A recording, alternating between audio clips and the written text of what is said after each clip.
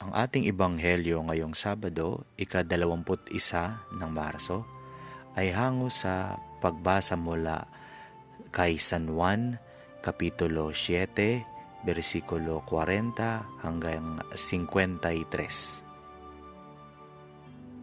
Sinabi ng ilang nakarinig kay Jesus, "Tunay ngang ito ang propetang hinihintay natin." Siya na nga ang Kristo. Sabi naman ng iba.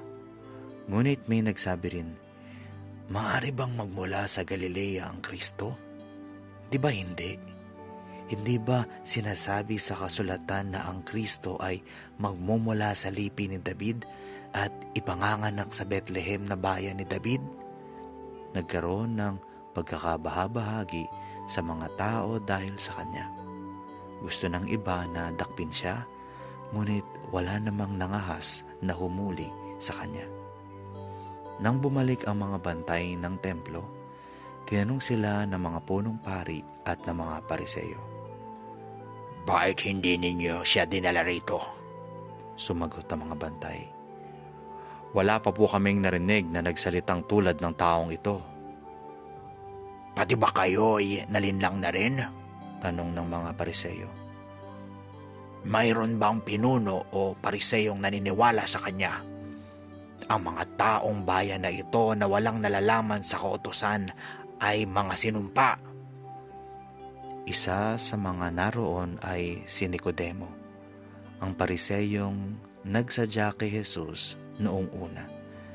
At siya ay nagtanong, Hindi ba't labag sa ating kautusan na hatulan ang isang tao ng di na nalilitis at inaalam kung ano ang kanyang ginawa? Sumagot sila. Ikaw ba'y taga Galilea rin? Saliksikin mo ang kautusan, kasulatan at makikita mong walang propetang nagmula sa Galilea. Pagkatapos nito, umuwi na ang lahat. Ang mabuting balita ng Panginoon. Ang ating pagninilay ngayon sa Faith Food ay nagmula kay Brother Bernie Marco mula sa Family of God Servants. Magtanong, makinig, magdasal. Sa Ebanghelyo ngayon, maraming tao ang nag-away tungkol kay Jesus. May mga nagsabing siya ang propeta, siya ang Kristo. May iba namang hindi naniwala o tiningnan ng totoo. Ayaw makinig at matigas na pinanindigan ang kanilang sariling paniniwala. Sa gitna ng kaguluhan, may isang nanatiling kalmado at makatuwiran, si Nicodemo. Hindi siya agad nanghusga. Nag-isip siya at nagtanong, hindi ba dapat pakinggan muna natin siya bago tayo magdesisyon?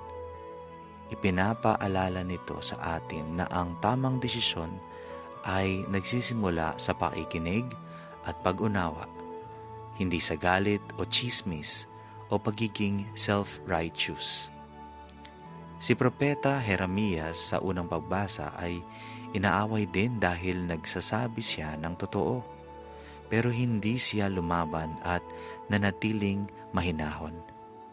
Inialay niya ang lahat sa Diyos habang wika, Panginoon, ikaw ang nakakaalam ng puso.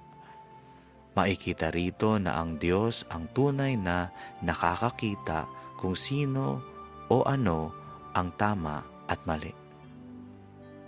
Kung titingnan natin ang Pilipinas ngayon, marami ring gulo sa gobyerno.